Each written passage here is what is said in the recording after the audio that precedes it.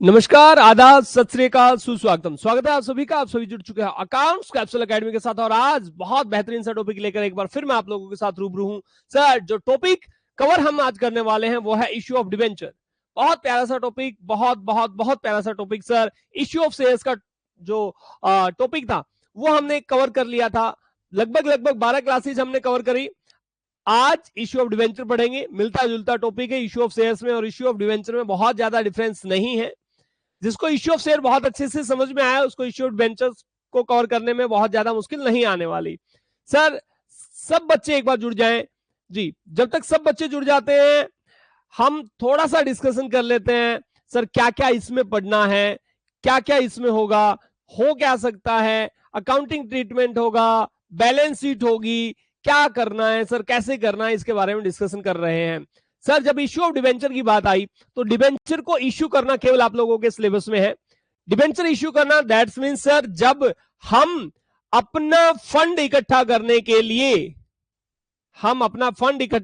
लिए पब्लिक के पास जाते हैं तो पब्लिक के पास जाकर के हम 2 या 3 या 5 जितने भी तरीके से हम फंड इकट्ठा कर सकते हैं। तो सर, जब भी हम उनसे पैसे लेते हैं तो उसके बदले में उनको कुछ सर्टिफिकेट दिए जाते हैं। सर, उन्हीं में से एक सर्टिफिकेट होगा डिबेंचर जी। Very very very very good evening प्यारे बच्चों, वेरी गुड इवनिंग। जल्दी से एक बार ज्वाइन कर लें सारे बच्चे। बहुत प्यारे से बच्चे हैं जी। इश्यू ऑफ डिबेंचर में हमने पढ़ना क्या है। सबसे पहले सर, डिबेंचर क्या होता है एक बार स्टार्ट कर लेते हैं। डिबेंचर क्या होता है, देखिए, आपने जब 11th क्लास में बिजनेस स्टडी की बुक पढ़ी तो बिजनेस स्टडी में आपने पढ़ा कि सर हमारा सोर्स ऑफ फंड क्या है, या एक कंपनी उसका सोर्स ऑफ फंड क्या हो सकता है, फंड कहां से आ सकता है। तो एक आपने पढ़ा था कि शेयर से फंड आ सकता है। जब एक कंपनी अपना हिस्सा पब्लिक को इश्यू करती है, पब्लिक को बेचना चाहती है कि भाई साहब मेरा शेयर खरीद लो और पैसे दे दो, तो शेयर के थ्रू जो है वो फंड इकट्ठा किया जा सकता है। दूसरा, डिबेंचर इश्यू किए जा सकते हैं। डिबेंचर कुछ और नहीं है बल्कि ये डेट्स का एक इंस्ट्रूमेंट है। इंस्ट्रूमेंट में जो बोल रहा हूं तो एक कागज का ऐसा टुकड़ा जिस पर ये लिख दिया गया कि भाई साहब मैं हूं कंपनी और मैंने तुमसे इतने इतने रुपए ले रखे हैं और ये डेट के रूप में है, लोन के रूप में है, तुम कंपनी के मालिक नहीं हो। जब शेयर्स की हमने बात करी थी तो शेयर्स की जब हम बात कर रहे थे तो उस टाइम पे जो जिनसे पैसे लिए गए थे वो शेयर होल्डर कहलाते थे और वो कंपनी के मालिक होते थे, ऑनर होते थे। लेकिन इस केस में डिबेंचर होल्डर कहलाएंगे, लेकिन ये डिबेंचर होल्डर कभी भी कंपनी के मालिक नहीं होंगे। कंपनी के मालिक नहीं होंगे तो सर क्या होंगे, तो कंपनी के क्रेडिटर होंगे। कौन होंगे, कंपनी के क्रेडिटर होंगे। बात समझ में आ रही है? बोले सर इसमें क्या है, आ गई।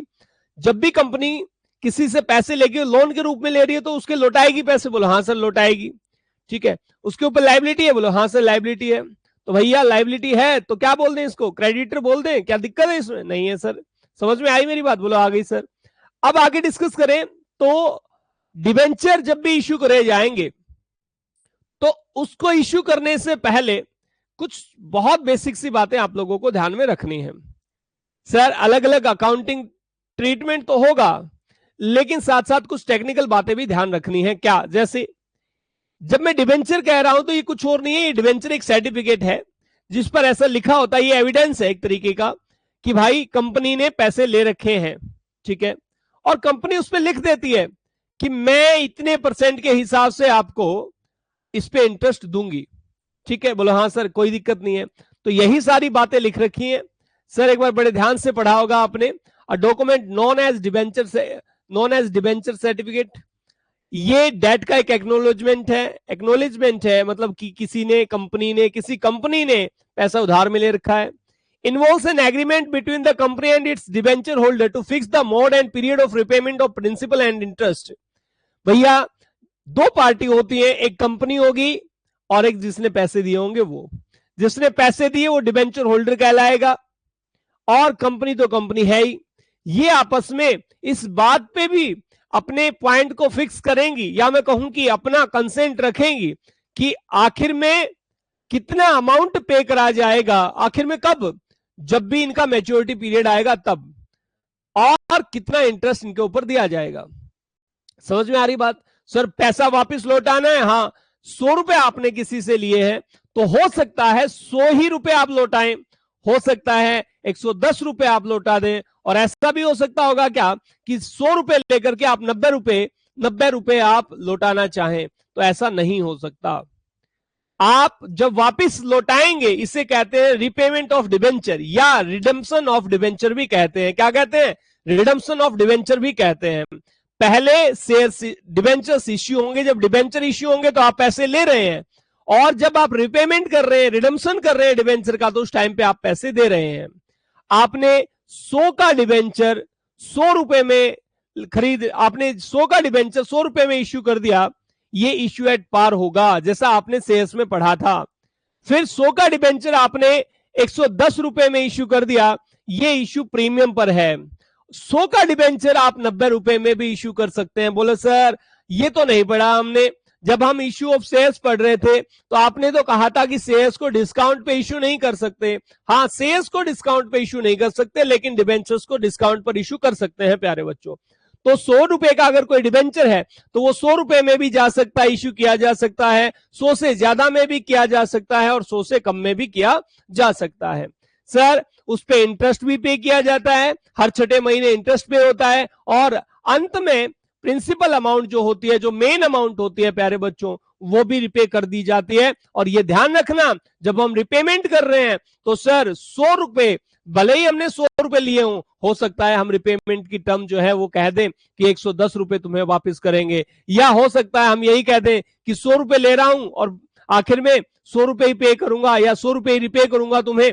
सर ऐसा कभी नहीं हो सकता कि 100 रुपए लेकर के और आप बोल दें कि ना मैं तुम्हें 100 से कम रुपए रिपे करूंगा, ऐसा नहीं हो सकता।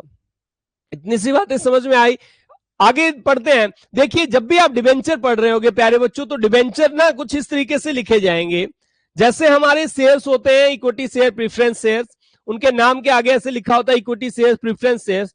तो जब भी एक कॉमन प्रैक्टिस है, जब भी आप डिबेंचर्स लिखेंगे तो आप ध्यान रखना उसके आगे कूपन रेट लिखेंगे। और कूपन रेट क्या है सर? Percentage rate. जैसे मान लो कूपन रेट है 10%, सर इसके आगे लिखेंगे डिबेंचर।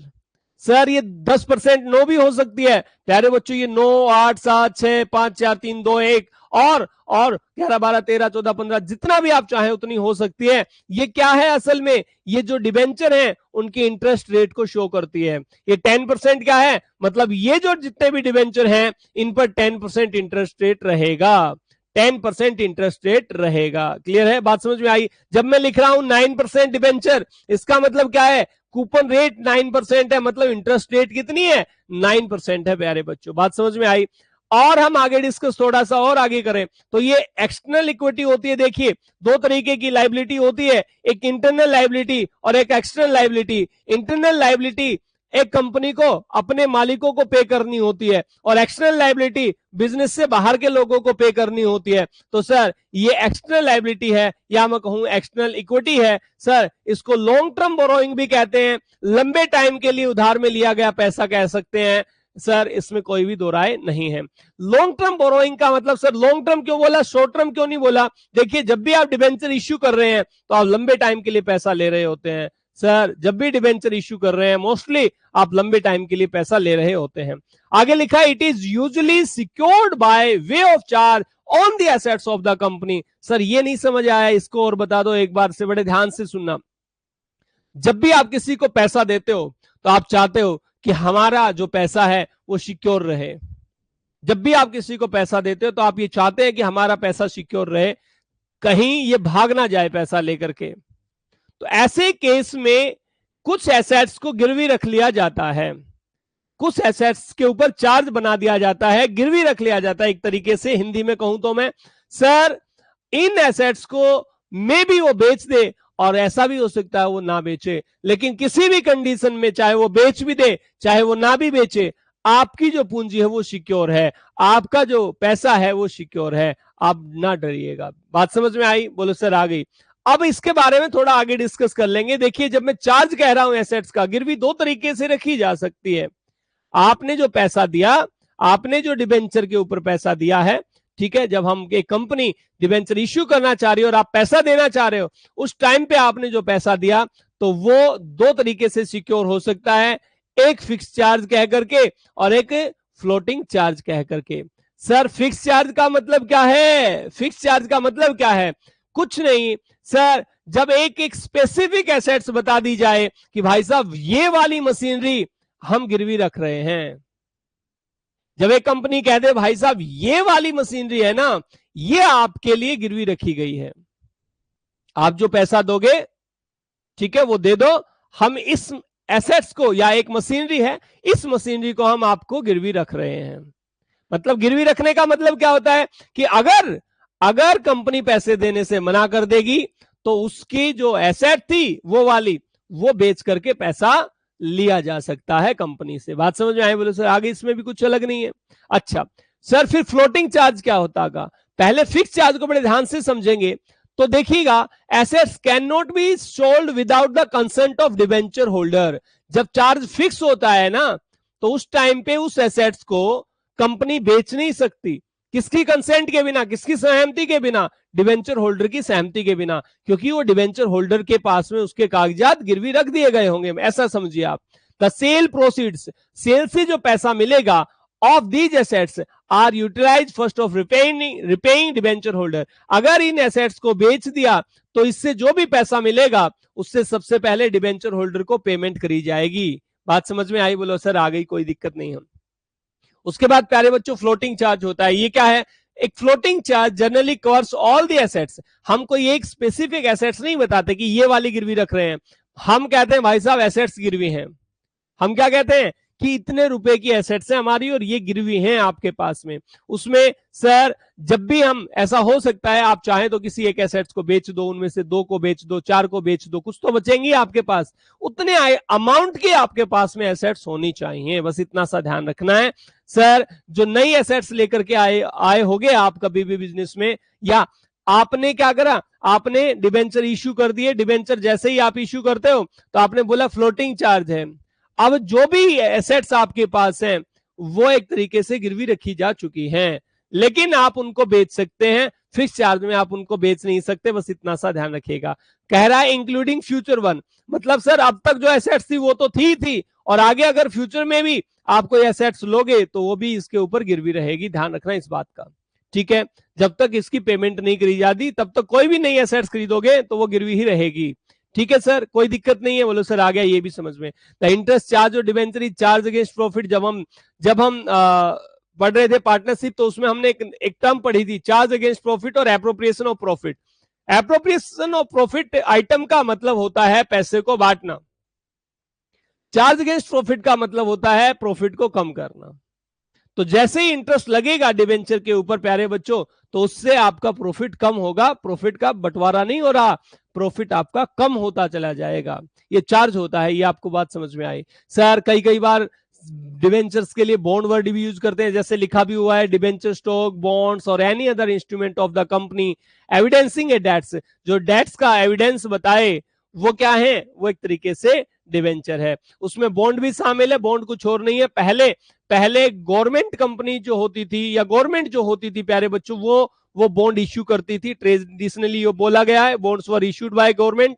लेकिन आजकल क्या हो रहा है, किसी को भी पैसे की जरूरत है, चाहे वो गवर्नमेंट है या सेमी गवर्नमेंट ऑर्गेनाइजेशन है, वो क्या कर सकती हैं? वो बॉन्ड इश्यू कर सकती हैं। सर बॉन्ड में और डिबेंचर में फर्क क्या है? डिबेंचर में एक रेट लिखी होती है प्यारे बच्चों, और बॉन्ड में ऐसा कुछ नहीं होता, कोई रेट वगैरह नहीं लिखी होती इंटरेस्ट की। जैसे हम यहाँ लिख रहे थे 10% डिबेंचर, 9% डिबेंचर, बॉन्ड में ऐसा नहीं होता है, सिंपल है। सर हम पैसा लेंगे तो मान लिया 100 रुपए लिए, देते टाइम हम टोटल उसको 150 रुपए देंगे, तो इंक्लूड इसी में हो जाता है इंटरेस्ट, बार बार देने की जरूरत नहीं होती है। टाइप्स ऑफ डिबेंचर एक बार पढ़ लीजिए, बहुत प्यारा सा टॉपिक आप लोगों का चल रहा है, बहुत बहुत बहुत प्यारी सी बातें हम कर रहे हैं सर जी। वेरी गुड इवनिंग अमन, वेरी गुड इवनिंग। चलिए आगे हम थोड़ा सा डिस्कशन कर लेते हैं टाइप्स ऑफ डिबेंचर्स के बारे में कि कितने तरीके के डिबेंचर होते हैं। एक तो मैं पहले ही बता चुका हूं, सिक्योर डिबेंचर। सिक्योर डिबेंचर मतलब आपका जो डिबेंचर, आपको जो डिबेंचर मिला है, जो कंपनी ने जो डिबेंचर इश्यू करा है वो सिक्योर है, उसके ऊपर फिक्स चार्ज भी हो सकता है और फ्लोटिंग चार्ज भी हो सकता है, मतलब गिरवी होती है एसेट्स, आपका पैसा मरेगा नहीं, ऐसा कुछ मानिए। अनसिक्योर्ड और नेक्ड डिबेंचर, नेक्ड मतलब नंगा, अनसिक्योर्ड जिसके ऊपर कोई सिक्योरिटी नहीं हो, ठीक है, कोई सिक्योरिटी नहीं है उसकी, पैसा में भी मर जाए, लेकिन ऐसा मोस्टली तो होता नहीं है, ठीक है। These debentures are not secured by any charge, कोई एसेट्स इसके लिए गिरवी नहीं रखी जाती। A company merely promise, company के लिए कहती है भाई साहब मैं आपका पैसा दे दूंगी, इंटरेस्ट के साथ दे दूंगी, जो मैच्योरिटी डेट आएगी उस पर दे दूंगी। सर लिखा भी है these types of debenture are very risky from the view point of investor, और मोस्टली ऐसे जो डिवेंचर होते हैं वो इश्यू नहीं करे जाते, नेक डिवेंचर ऐसे नहीं आते हैं, ठीक है, बहुत कम लेते हैं लोग, तो मानिए अनसिक्योर्ड डिवेंचर नहीं होते। फिर रिडीमेबल डिवेंचर्स भी होते हैं, रिडीम जिनको कराया जा सकता है। अब रिडीम जब भी मैं कह रहा हूं तो इसका मतलब क्या है, मैं थोड़ी देर पहले ही आपको बताया था, रिडीम जो है उसका मतलब है रिपेमेंट। क्या है? रिपेमेंट। सर जो पैसा आप कंपनी ने लिया है वो कंपनी पैसा वापस करेगी नहीं करेगी? बोलो सर करेगी। तो सर रिडीमेबल का मतलब होता है पैसा वापस किया जाएगा, और इरिडीमेबल का मतलब पैसा वापस नहीं होगा। ऐसा सोच रहे होंगे आप कि रिडीम मतलब पैसा वापस होगा, रिपेमेंट होगी, और इरिडीम का मतलब कि पैसा वापस नहीं होगा। ऐसा नहीं है बच्चों, किसी का पैसा लिया गया है तो वो वापस तो करा जाएगा, लेकिन रिडीमेबल डिबेंचर्स की ना जब हम इश्यू करते हैं उसी टाइम पे बता देते हैं कि 5 साल के बाद, 6 साल के बाद, 8 साल के बाद इनका रिपेमेंट कर देना है। इरिडीमेबल डिबेंचर में ये कोई डेट स्पेसिफिक नहीं होती है, कोई ईयर स्पेसिफिक नहीं होते हैं, जब तक कंपनी चल रही है लाइफ टाइम तक, तब तक क्या होगा, ये रिपे नहीं होंगे। जैसे ही कंपनी खत्म होगी तो उस टाइम पे तो पे करना पड़ेगा, लाइबिलिटी है ये। बात समझ में आई आपको?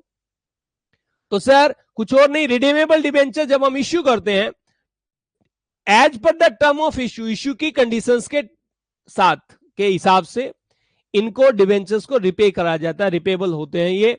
सर डिबेंचर रिपेबल होना इश्यू की टर्म्स के साथ में, मतलब इश्यू करते टाइम बता दिया होगा 6 साल के बाद रिपे करेंगे, 8 साल के बाद रिपेयर करेंगे, ऐसा कुछ। इरिडेमेबल डिबेंचर्स का मतलब are not repayable during the life time company के जीवन में तो रिपे करे नहीं जाएंगे। दादा ने लिए तो बच्चे, उसके पोते, फिर उसके पड़पोते, इस तरीके से यूज करते जाएंगे। किसको? इंटरेस्ट को, क्योंकि इनका पैसा वापस तब आएगा जब कंपनी क्या होगी, कंपनी का लिक्विडेशन हो रहा होगा। These are also called perpetual debentures, इन्हीं को क्या कहते हैं सर? लगातार चलने वाले डिबेंचर, परपेचुअल डिबेंचर भी कहते हैं। These are repaid only at the time of liquidation, ये मैं आपको बता चुका हूं। सर रजिस्टर्ड डिबेंचर क्या होते हैं? बड़े ध्यान से सुनिएगा। जब एक कंपनी इन सभी डिबेंचर होल्डर का रिकॉर्ड बनाती है तो एक रजिस्टर रखा जाता है जिसे कहते हैं रजिस्टर ऑफ डिबेंचर होल्डर। ऐसा समझिए, क्या रजिस्टर ऑफ डिबेंचर होल्डर रखा जाता है, और प्यारे बच्चों जो इंटरेस्ट पे करा जाएगा वो उन्हीं को करा जाएगा जिनका नाम इस रजिस्टर में होता है। और एक बार जिसका नाम इस रजिस्टर में लिख दिया तो वो इंसान इस डिबेंचर को किसी दूसरे इंसान को नहीं ट्रांसफर कर सकता। इंटरेस्ट उसी ने लेना पड़ेगा, उसी के नाम से रहेगा, उसी का नाम रजिस्टर में जो है वो लिखा रहेगा। बात समझ में आई? बोलो सर आ गई, इसमें भी कुछ नहीं है। सर किसी और को भी अगर करा जाएगा तो वो किसके ऑर्डर पर करा जाएगा? अगर किसी और को भी इंटरेस्ट पे करा जाएगा तो किसके ऑर्डर पर करा जा सकता है? जिसका नाम उस बुक में या उस रजिस्टर में लिखा उसके ऑर्डर पर। एक होता है सर बियरर। बियरर का मतलब एक बार आप समझने की कोशिश करें। आपने 10 का नोट, 100 का नोट, 50 का नोट हर बार देखा होगा, और आपने सोचा होगा उसके नीचे महात्मा गांधी के नीचे कुछ लिखा होता है। वो कहता है कि मैं धारक को 50 रुपए अदा करने का वचन देता हूं। 100 का नोट है तो लिखा होगा मैं धारक को 100 रुपए अदा करने का वचन देता हूं। I promise to bearer to pay ₹10, ऐसा कुछ लिखा होगा कि 10 रुपए अदा करने का मैं वचन देता हूं। अब ये बियरर कौन है? बियरर है प्यारे बच्चों जिसके पास उस टाइम पर वो डिबेंचर है, वो बियरर है। मेरे पास है तो मैं बियरर, सर आपके पास है तो आप बियरर हो जाओगे, और उसका इंटरेस्ट किसको मिलेगा? जिसके पास वो डिबेंचर उसी को मिलेगा। रजिस्टर्ड डिबेंचर में तो सर जिसका नाम रजिस्टर में लिखा होता है, रजिस्टर्ड जिसका नाम होता है डिबेंचर के लिए उसी को मिलता है। लेकिन बियरर डिबेंचर में क्या होगा कि सर कोई रेस्ट्रिक्शंस नहीं है, कंपनी नहीं देखती, किसी तरीके का रिकॉर्ड नहीं रखती। कंपनी तो कहती है अच्छा तुम्हारे पास है ना डिबेंचर, एक काम करो तुम ले लो इंटरेस्ट। मेरी बात समझ में आई? बोलो सर आगे इसमें भी दिक्कत नहीं है। फिर होता है प्यारे बच्चों कन्वर्टेबल डिबेंचर, जिन डिबेंचर्स को कन्वर्ट करा जा सकते। बोलो सर डिबेंचर्स को किस में कन्वर्ट करेंगे? Sir these are debenture which will be converted into equity shares. Equity shares में कन्वर्ट करा जा सकता है, ठीक है। अच्छा, at a certain period of time from the date of its issue, एक इश्यू के सर्टेन पीरियड ऑफ टाइम में ही हो सकता है। ऐसा नहीं है कि आप सर लास्ट टाइम पे जाकर के बोलो ना ना ना हम इसे शेयर्स में कन्वर्ट करना चाह रहे हैं, ऐसा नहीं है। दीज डिबेंचर्स में भी फुल्ली और पार्टली कन्वर्टेबल, ऐसा हो सकता है ये सारे के सारे कन्वर्ट कर दिए जाए, ऐसा हो सकता है इनमें से कुछ कन्वर्ट कर दिए जाए, कुछ ना करे जाए। In future these debenture holder get a chance to become the share holder of the company. Sir अगर इक्विटी शेयर में उनको डिबेंचर को कन्वर्ट करा जाएगा तो आपको तो बहुत अच्छे से पता है क्या कि वो शेयर होल्डर बन जाएगा। बोलो सर बात समझ में आ गई। किसमें? केवल इक्विटी शेयर्स में प्यारे बच्चों कन्वर्ट करा जाएगा, प्रेफरेंस शेयर में नहीं। नॉन कन्वर्टेबल डिबेंचर सर जिनको कन्वर्ट नहीं करा जा सकता शेयर्स में, फ्यूचर में जिनको शेयर्स में कन्वर्ट नहीं करा जा सकता सर, उन्हें कहते हैं नॉन कन्वर्टेबल डिबेंचर्स। बात समझ में आई? बोलो सर आ गई। उसके बाद है फर्स्ट मॉर्गेज डिबेंचर। ये मॉर्गेज क्या है? जब मैं कह रहा था सर आपने एसेट्स को बंधक बना करके रखा था, आपका लोन है, आपने लोन का पैसा दे दिया, किसको दे दिया? मालिक को दे दिया, कंपनी के मालिक को दे दिया। आप चाहते हैं सिक्योरिटी, तो सर जो सिक्योरिटी दी गई थी, जो फिक्स थी, चाहे वो फ्लोटिंग थी, वो दोनों ही मॉर्गेज कहलाती हैं। और सर फर्स्ट मॉर्गेज डिबेंचर होता है कि सर जो भी प्रॉपर्टी चार्ज करी गई थी, जो भी एसेट्स चार्ज करी गई थी, जिस भी एसेट्स को गिरवी रखा गया था, सबसे पहले अगर उसे बेचा जाएगा तो फर्स्ट मॉर्गेज डिबेंचर्स को का पैसा जो वो रिपे करा जाएगा। और उसके बाद अगर कुछ बचेगा, फर्स्ट मॉर्गेज डिबेंचर्स को पे करने के बाद, सेटिस्फाई करने के बाद अगर कुछ बचेगा तो वो किसको दिया जाएगा? वो सेकंड मॉर्गेज डिबेंचर्स होल्डर्स को दिया जाएगा। बात समझ में आई? बोलो सर आ गई, कोई दिक्कत नहीं है। चलिए आगे थोड़ा सा डिस्कस कर लेते हैं। ये बहुत ही बेहतरीन सा टॉपिक, बहुत जल्दी हम कवर करना सीख गए। ठीक है कि सर किस किस तरीके से हमें कौन कौन सी प्यारी प्यारी आइटम्स पे पढ़नी है, किन बातों पर हमें ज्यादा फोकस देना है, किन पर नहीं देना है। जैसे मैंने आप लोगों को लगभग 20 मिनट ये चीजें सिखाई है प्यारे बच्चों, इस बात का ध्यान रखना, ये इतना ही इंपॉर्टेंट है। एक एक नंबर के जो क्वेश्चंस आते हैं तो इसमें से भर भर के क्वेश्चंस वो पूछ लेता है। इश्यू ऑफ डिबेंचर की जगह हम बात करें तो डिबेंचर्स को इश्यू किस पे किया जा सकता है? एट पार भी किया जा सकता है प्यारे बच्चों, एट प्रीमियम भी इश्यू किया जा सकता है और एट डिस्काउंट भी इश्यू किया जा सकता है। मान लो किसी डिबेंचर की कीमत जो है, किसी डिबेंचर की कीमत है 100 रुपए, नॉमिनल वैल्यू है 100 रुपए, और अगर हम इश्यू कर दें 100 रुपए पर ही तो पार पर है। अगर 100 रुपए वैल्यू है और हम इश्यू कर दें 100 से ज्यादा में, मान लो 102 रुपए में कर दिया, तो क्या है सर? ये प्रीमियम पर है। और अगर 100 रुपए वैल्यू है और हम 80 या 98 रुपीज में क्या करें? इश्यू करें डिबेंचर्स को, तो प्यारे बच्चों ये क्या है? ये एट डिस्काउंट है, डिस्काउंट पर इश्यू हो रहा है। तो ये वाला डिस्काउंट पर इश्यू है, ये वाला प्रीमियम पर इश्यू है और ये वाला पार पर इश्यू है। Modes of issue of debenture एक बार देख लीजिएगा सर, कौन कौन से तरीके हैं, कैसे कैसे हम इश्यू कर सकते हैं डिबेंचर्स को। सर तो पहला है कैश के बदले में, आप कैश ले लो और डिबेंचर इश्यू कर दो। दूसरा है आप कैश नहीं लेना चाहते, आपने कोई एसेट्स ले रखी है, आप उस एसेट्स के बदले में क्या दे सकते हो? डिबेंचर भी दे सकते हो और शेयर्स भी दे सकते हो। शेयर्स का कंसीडरेशन अदर देन कैश वाला टॉपिक जो था वो हमने शेयर्स वाले चैप्टर में पढ़ लिया, इसका यहाँ पे पढ़ लेंगे। सेम लगभग एक जैसा टॉपिक है। सर इसके बाद है फॉर कोलेटरल सिक्योरिटी। जब आपको कोई ब्याज पे पैसे की जरूरत होती है तो आप किसी और दूसरी आइटम को मॉर्गेज नहीं करते, किसी एसेट्स को मॉर्गेज नहीं रखते हो। आप क्या कहते हो? आप कहते हो भाई साहब मैं तुम्हें एसेट्स तो दूंगा ही मॉर्गेज करके, लेकिन साथ साथ में मैं आपको सिक्योरिटी के तौर पे कुछ डिबेंचर भी दे देता हूं, अगर मैं पैसे ना दूं तो इन डिबेंचर्स को तुम हड़प लेना, ऐसा कुछ समझिएगा। बात समझ में आ गई? बोलो सर आ रही है, कोई डाउट नहीं है। अगर कोई भी डाउट है तो जल्दी से मुझे बता दे कि सर ये वाला डाउट मुझे रहा, इसमें प्रॉब्लम आ रही है। जी जितने ही बच्चे साथ जुड़े हुए हैं एक बार जल्दी से कंफर्म कर दें। इश्यू ऑफ डिबेंचर की बात कर रहे हैं सर, फॉर कैश, कैश में इश्यू कर रहे हैं। ठीक है, फॉर कैश तीन टॉपिक पढ़ने हैं। कौन कौन से टॉपिक पढ़ने हैं? पहला सर फॉर कैश पढ़ना है, दूसरा पढ़ना for consideration other than cash, और तीसरा पढ़ना है फॉर कोलेटरल सिक्योरिटी। बात समझ में आ रही है? बोलो सर आ रही है, कोई दिक्कत नहीं है। चलिए तो इश्यू ऑफ डिबेंचर, जब शेयर्स को माफ करना, जब डिबेंचर्स को इश्यू किया जाता है कैश के बदले में। अब कैश दो तरीके से आ सकता है, पहला है जब हम इसको इंस्टॉलमेंट में पैसा मंगवाएं, और दूसरा है लमसम में पैसा मंगवाएं, इकट्ठा मंगवाएं, जैसा आपने शेयर्स में पढ़ा था। पहले एक बार लमसम में पैसा मंगवा लेते हैं और उसकी एंट्री एक बार सीख लेते हैं। बड़ी प्यारी प्यारी एंट्री है, बड़े ध्यान से अगर सुनोगे तो बहुत अच्छे से समझ में आ जाएंगे। हम ज्यादा इसमें फोकस इसलिए नहीं कर रहे क्योंकि आपने इश्यू ऑफ शेयर्स का चैप्टर बहुत अच्छे से पढ़ लिया। When amount received in instalment, जब इंस्टॉलमेंट में अमाउंट रिसीव करी जाती है तो पार पर भी इश्यू हो सकता है, प्रीमियम पर भी हो सकता है, डिस्काउंट पर भी।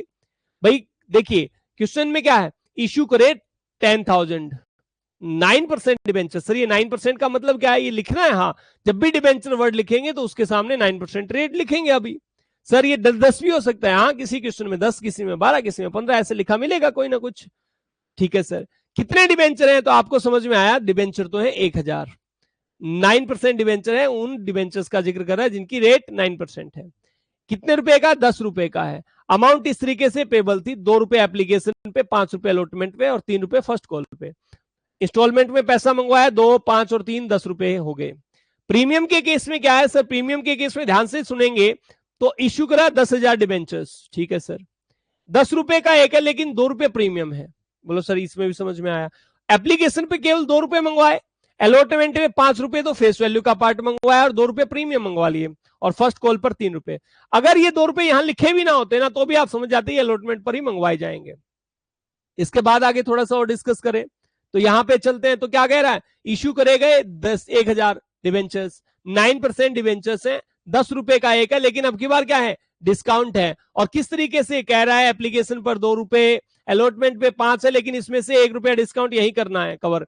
तो सर 3 रुपए है, 2, 5 और 3 10 हो गए, माइनस करा 1 तो क्या है? डिस्काउंट है। समझ में आई? बोलो सर आगे समझ में। चलिए धीरे धीरे हम अपने टॉपिक को कवर करने की कोशिश करते हैं। ये बहुत प्यारी सी एंट्री है, इसको समझने की कोशिश कीजिए। ये आपके सामने जल्दी से एक बार बताएं प्यारे बच्चों, देखिए जैसे आपको दिखाई दे रहा है, आप कीजिएगा। ये आपको दिखाई दे रहा है, तो इसमें लिखा हुआ है 2 रुपए, 5 रुपए और 3 रुपए पार पे है। हाँ, तो पहली जो एंट्री होगी उसमें क्या करना है? बैंक अकाउंट को डेबिट करोगे और एप्लीकेशन का पैसा आया होगा। जैसे वहां पे शेयर एप्लीकेशन लिखते थे तो यहां लिखा जाएगा डिबेंचर एप्लीकेशन, बस इतना सा ध्यान रखना है। Bank account debit to debenture application.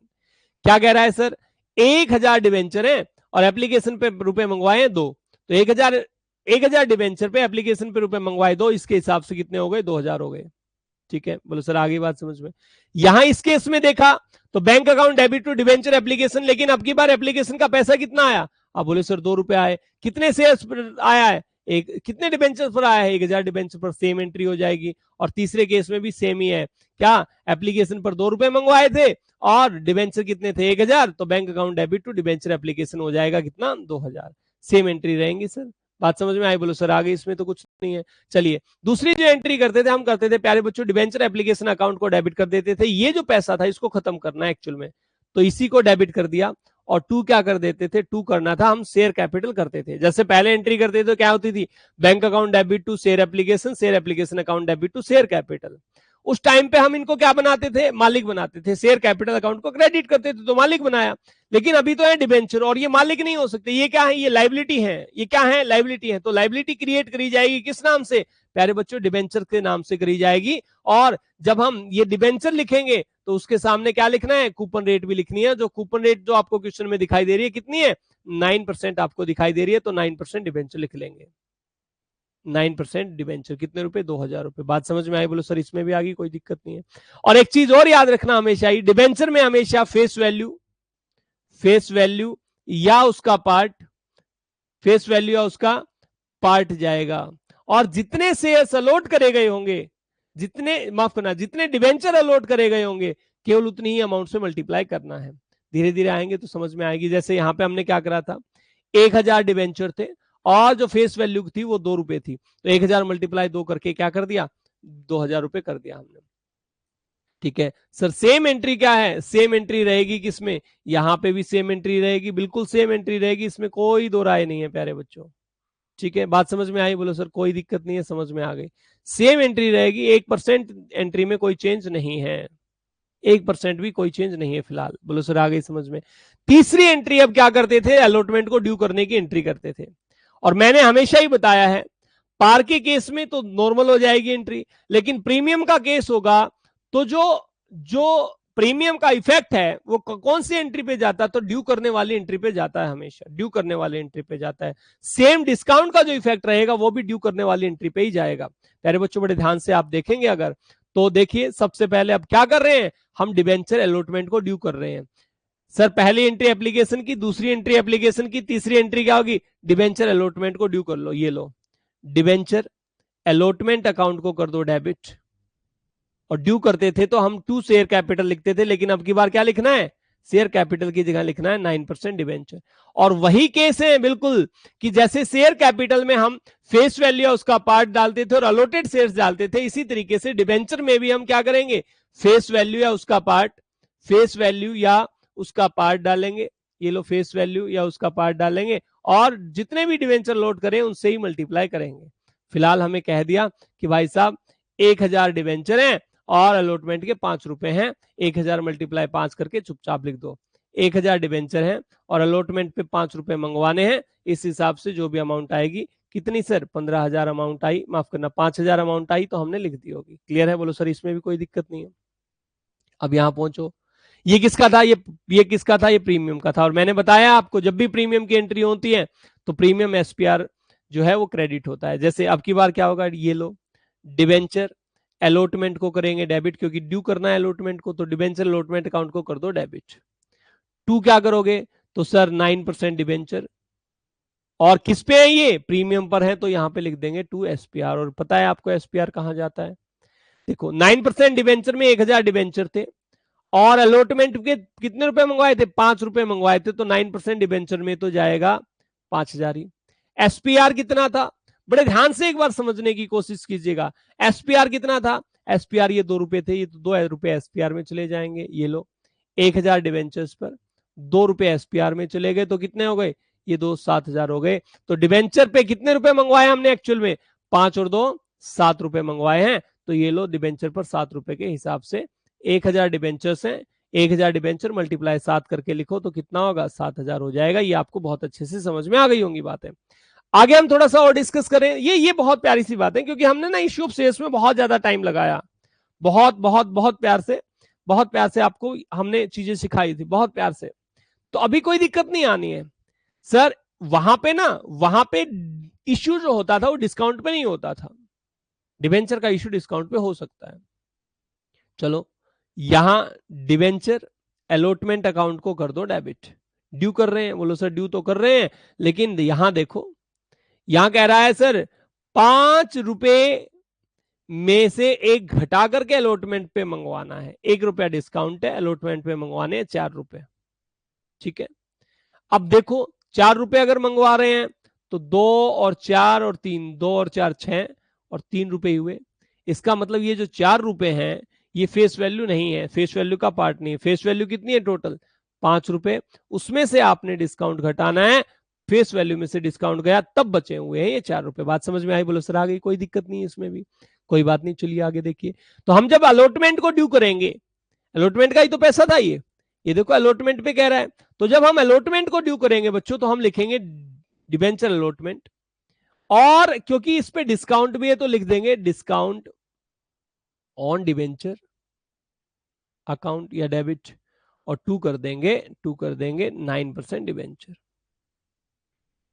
जैसे एसपीआर जब था तो क्रेडिट हुआ था, डिस्काउंट हमारे लिए नुकसान है तो डिस्काउंट को डेबिट करेंगे, बस इतनी सी बात समझिए। जब हमने डिस्काउंट दिया है डिबेंचर को इश्यू करते टाइम, तो ये जो डिस्काउंट है हमारे लिए लॉस है।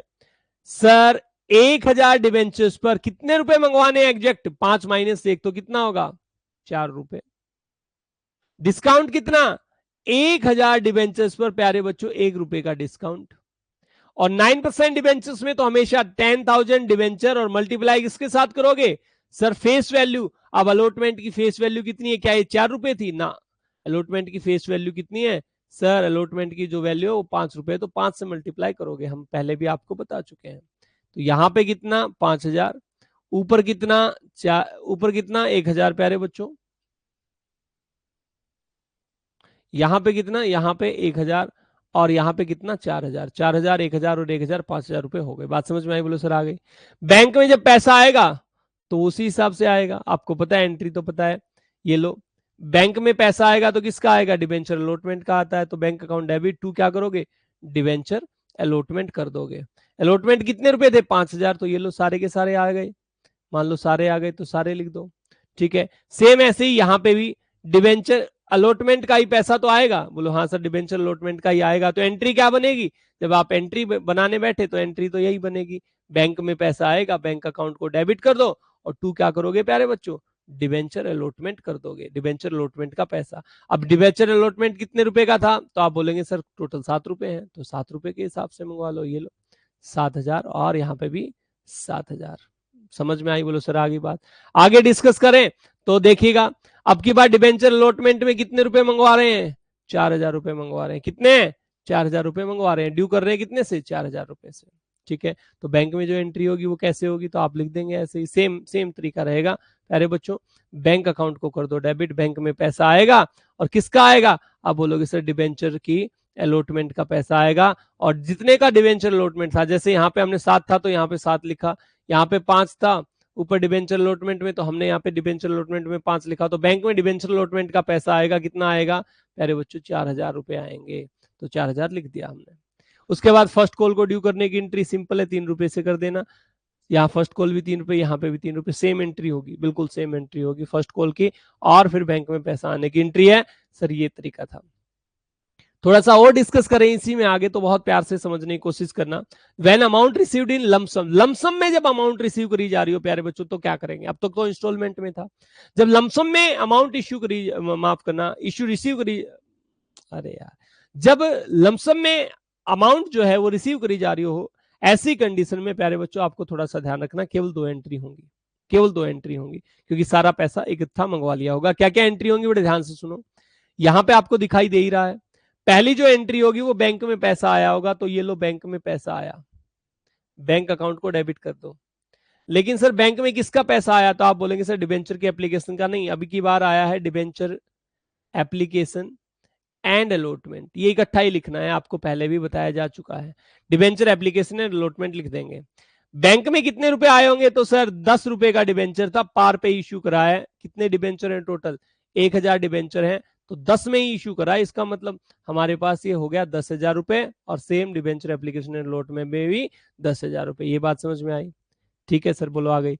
अब यहां पे पहुंचे तो 2 रुपए प्रीमियम पे है, और सारा पैसा इकट्ठा मंगवा लिया, तो 10 ये मंगवाए और 2 रुपए ये मंगवाए, तो एंट्री किससे होगी, एंट्री होगी बैंक अकाउंट को करेंगे डेबिट। सर बैंक में टोटल 1,000 डिवेंचर्स पर 12 रुपए आए होंगे, 12 के हिसाब से पैसा आया होगा, 2 रुपए प्रीमियम भी है। बोलो सर हाँ ठीक बात कह रहे हो। सर कितने रुपए लिख देंगे, यहां लिख देंगे 12,000।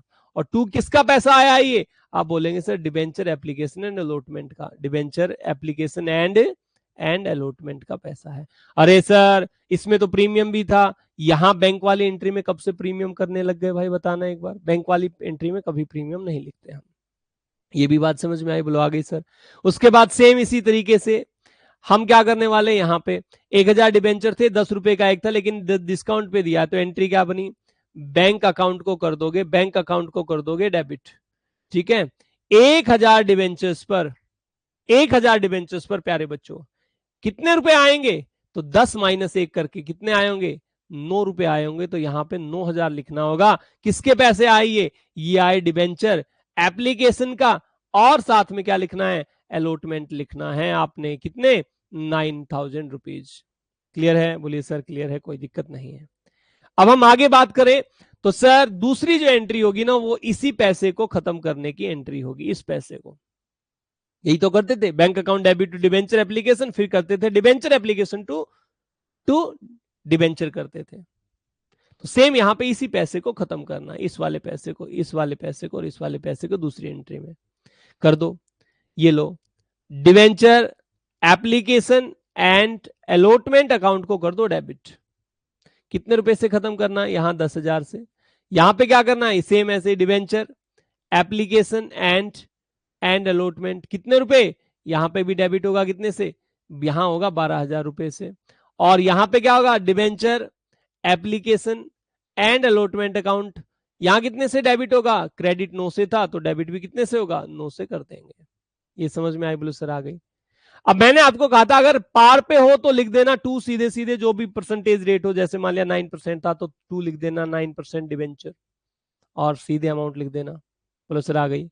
अगर प्रीमियम पर हो, क्योंकि ये प्रीमियम पर था, ये सेकंड केस पढ़ रहे हैं हम, 2 रुपए इसमें प्रीमियम भी है, तो प्रीमियम है तो हमने क्या करना है, सर यहां पे लिख देंगे 9% डिवेंचर्स, और क्या लिख देंगे, 2 SPR लिख देंगे, सिक्योरिटी प्रीमियम रिजर्व।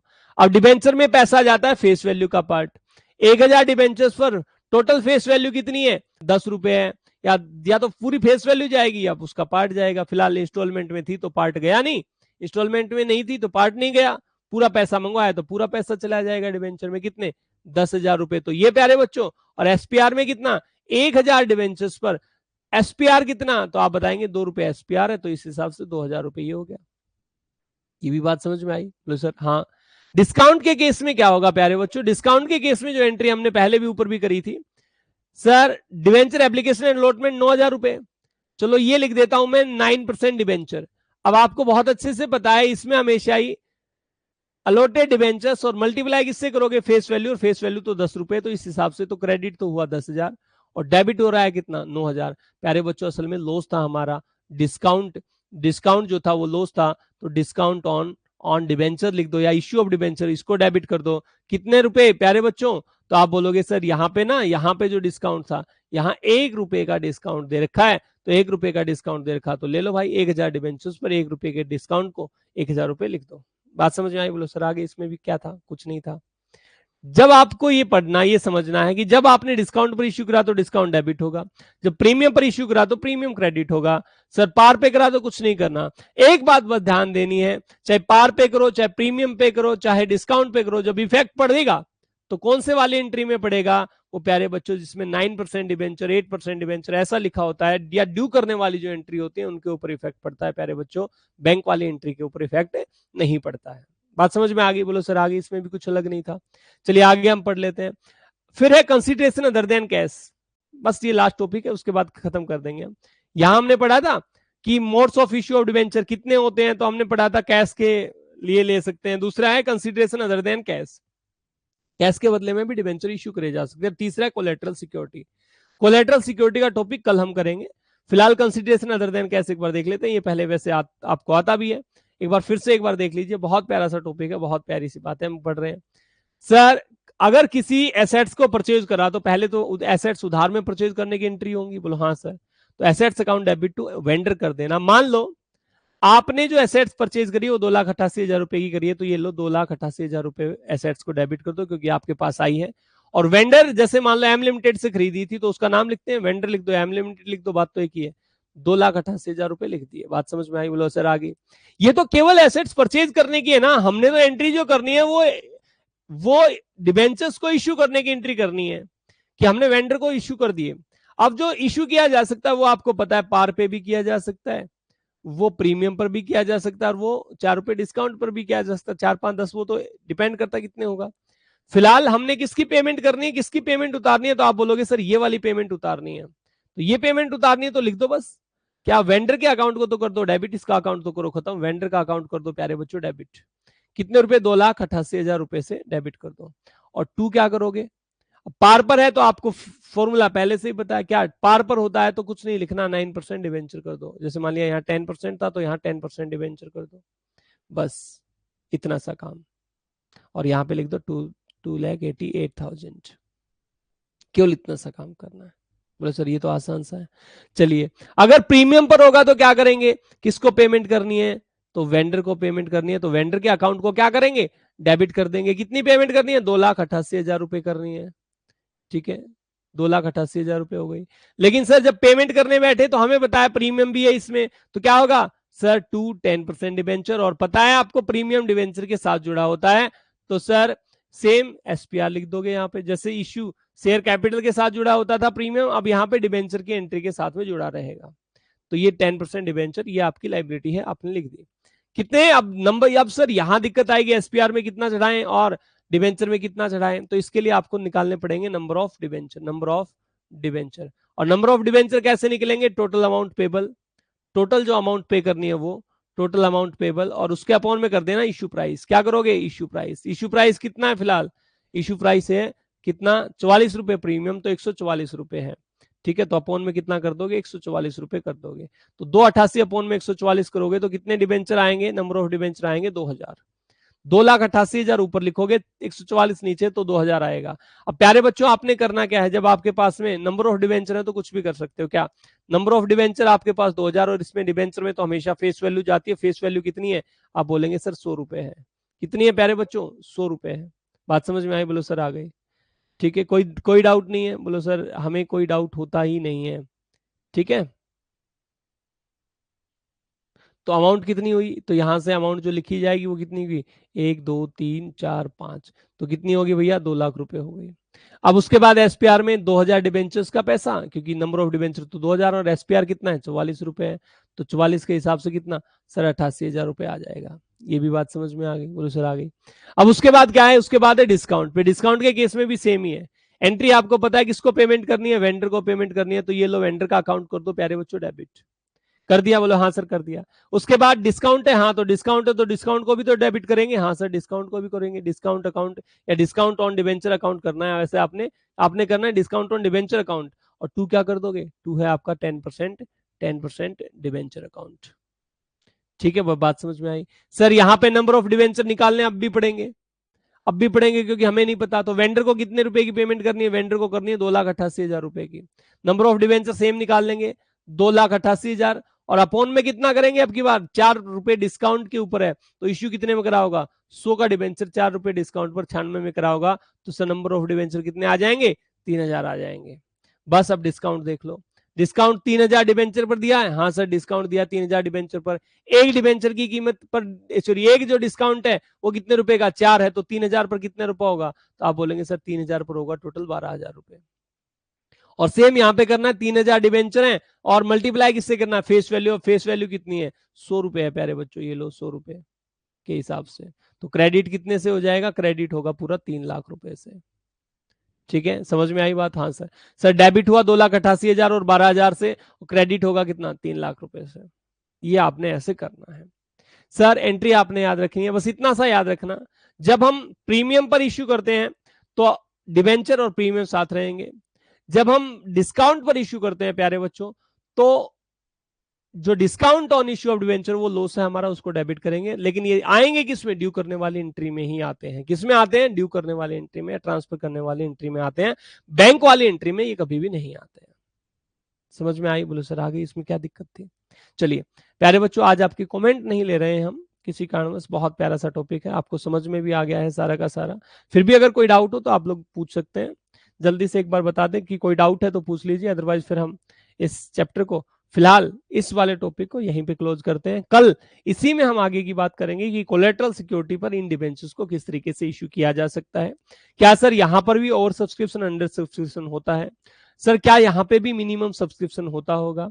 सर जो इंटरेस्ट पे करा जाता है वो किस तरीके से करा जाता है और उसकी एंट्री क्या होती होंगी? इन सब के बारे में हम कल डिस्कशन करेंगे। फिलहाल आप लोग मुझे ये बता दीजिए कि कोई आपको डाउट है या नहीं है। अगर आपको कोई डाउट नहीं है तो फिर हम इस टॉपिक को यहीं पे कवर कर लेंगे, खत्म कर लेंगे प्यारे बच्चों। आज की क्लास यहीं पे खत्म कर लेंगे। जी जल्दी से एक बार कमेंट कर दें सारे बच्चे। अगर समझ आया तो लिख दीजिए डनाडन डन। जी अगर समझ आया तो प्यारे बच्चों लिख दीजिए डनाडन डन। बस जी बिल्कुल।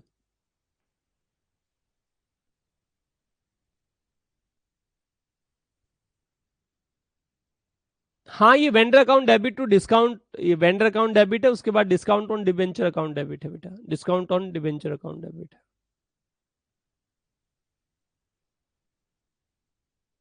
चलिए, आप लोगों को कोई डाउट नहीं है? मैं उम्मीद करता हूँ आपको सब समझ आया, सब बच्चों को जी लगभग लगभग। जी बिल्कुल मैसेज आ रहे हैं आप सभी के। चलिए आज के लिए इतना ही, आप लोगों का दिन शुभ रहे।